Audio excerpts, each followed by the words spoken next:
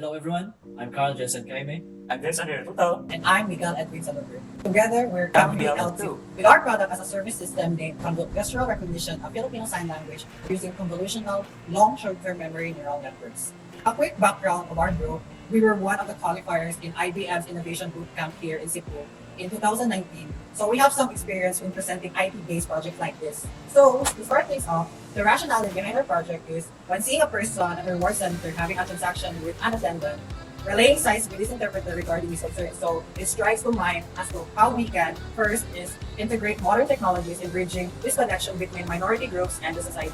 Second is to improve the quality of life of minority groups using modern technologies. And third is to digitize Filipino Sign Language and transform it as a language accessible to everyone and easy to learn. So with that, there is a national level survey on hearing loss and ear disease in the Philippines.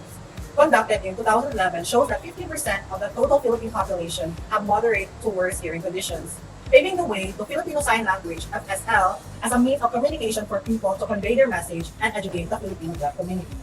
Even with the increasing number of FSL signers, it is urgently accommodated by the government in the domains of schools, workplace, hospitals, and mass media, hence needing to bridge the gap between FSL users and people with little to no background knowledge on FSL.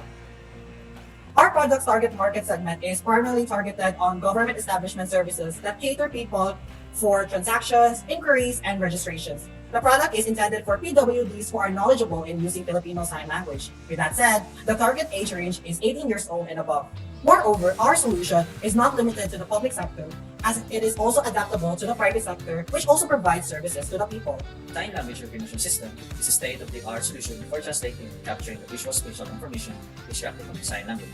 Our product utilizes a vision-based approach, providing contactless and natural interaction between the human and the machine. With the use of computer-aided language recognition, the studies on linguistic research will be easier, and government services will expand in catering deaf people. Our solution features a sign language recognition system that is optimized to recognize Filipino Sign Language. It also utilizes deep learning neural networks for feature extraction, spatial and sequential learning of signs. This enables our system to recognize signs involving dynamic movements. Thirdly, it is a scalable system for expanding its vocabulary of signs. With that, the flow of our system starts with a signer performing signs in front of a camera, followed by passing the captured data into a pre-processing module. The processed data will then be fed into the neural network, which will classify the corresponding translation of the perceived sign and output the determined classification into text form. The important milestones achieved by the proponents into the project initiation phase, which determines the scope and limitations and requirements. The planning and design phase, which includes the RRL, methodology, and work plan. Our product is currently under the execution phase, wherein we are currently undergoing ethics review and developing the code base needed to build our system. We are also procuring materials and conducting initial data collection. The development is projected to be completed by the end of the year. The funds acquired from investors will be allocated to key aspects of the project.